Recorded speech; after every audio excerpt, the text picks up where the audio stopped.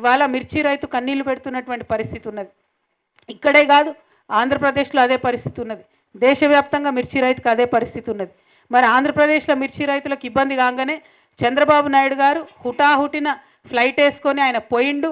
ఢిల్లీలో కేంద్ర మంత్రి ఛాంబర్లో కూర్చొని అక్కడ రివ్యూ పెట్టి అధికారులందరినీ పిలిపించి భయపెట్టి బెదిరించి మీరు మాకు ఇస్తారా సస్తారా, మద్దతు ధర ఇవ్వాల్సిందే, కేంద్రం మొత్తం మిర్చి కొనాల్సిందని ఆయన అక్కడ పోయి అల్లరి చేసిండు. మరి మన చీఫ్ మినిస్టర్ గారికేమో అక్కడ మా నిజామాబాద్ జిల్లాలో ఇక్కడ వరంగల్లో కూడా పసుపు రైతులు ఉంటారు, వాళ్ళ ధరలు పడిపోతున్నాయి, దాని మీద ఆయనకు సోయలేదు. మిర్చి రైతులు ధరలు పడిపోయి భయంకరమైన పరిస్థితి ఉంది, దాని మీద ఆయనకు సోయలేదు. సొంత జిల్లా మహబూబ్ నగర్ జిల్లాలో నిన్న ప్రాజెక్టులో టనల్ కూలిపోయి 8 మంది కూలీలు ఇరుక్కొని పోతే సొంత జిల్లాకు పోయి విజిట్ చేయాలన్న సోయి కూడా ముఖ్యమంత్రికి లేదు. ఎక్కడ పోయిండయా మన సీఎం గారు అంటే ఎన్నికల ప్రచారానికి పోయిండట. ఎన్నికల ప్రచారానికి పోయి ఎమ్మెల్సీ ఎన్నికలలో ఓట్లేమని అడుగుతాడట. ఎందుకు నీ ప్రచారం, ఎవరి కోసం ప్రచారం, ఏం చేసినావని ప్రచారం చేసుకుంటున్నారు ముఖ్యమంత్రి గారు? మీరు మిర్చి రైతుల గోస చూసిండ్రా? పసుపు రైతుల కన్నీళ్ళు పట్టించుకున్నారా? చచ్చిపోయినటువంటి కూలీల గురించి, ఇరుక్కపోయిన కూలీల గురించి ఏం జరుగుతుందో కనీసం కొద్దిగా మానవత్వమన్నా ఉండాలి కదా. మీరు వెళ్తే పనులు మంచిగా జరుగుతాయి, అక్కడ వాళ్ళని బయటకు తీసే ఆస్కారం ఉంటుంది. అందుకే నేను చెప్తా ఉన్నా, ఈ ప్రభుత్వం పీపీపీ మోడ్లో నడుస్తుంది.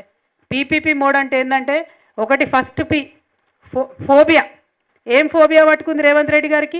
కేసీఆర్ ఫోబియా. మైక్ పట్టంగానే కేసీఆర్ని తిట్టాలి, అంతకుమించి ఇంకో ఆలోచన ఏం లేదు. ఆయనకి ఏం రాదు పాపం, ఏం చేయడు. మైక్ పట్టంగానే సంవత్సరంన్నరైనా కేసీఆర్ని తిట్టాలి.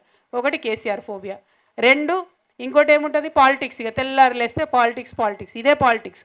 అంటే మొత్తం అంతా కూడా ఇక్కడ మిర్చి రైతులు ఏడుస్తుంటే, పసుపు రైతులు ఏడుస్తుంటే అన్ని ఇడిసబెట్టిపోయి ఓట్లు అడగడానికి నిజామాబాద్కు పోయింది. నిజామాబాద్ అంట, కామారెడ్డి అంటే ఎక్కడెక్కడ పోయి వాళ్ళు ఓట్లు అడుగుతాడంట. మూడోది పర్సంటేజ్.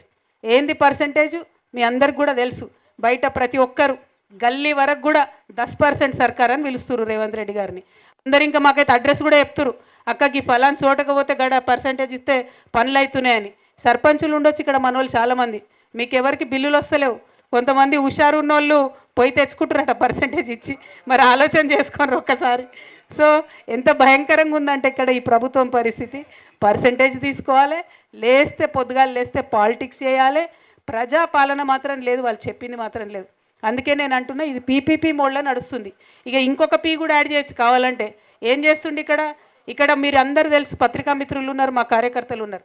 ఏ ఒక్క గ్రామంలో ఎక్కడ కూడా మహిళలకు 2500 రూపాయలు ఇవ్వలే వారు చెప్పింది. కానీ పక్క రాష్ట్రంలో అడ్వర్టైజ్మెంట్లు మాత్రం ఫ్రంట్ పేజీలో ఇగో మేము 2500 ఇచ్చేసినాం తెలంగాణ మహిళలకు అని చెప్పి మన తెలంగాణ పైసలు పెట్టి అక్కడ పిఆర్ స్టంట్లు వేస్తున్నారు. ఇక ఇవి తప్పితే పరిపాలన మీద వాళ్ళకి దృష్టి లేదు.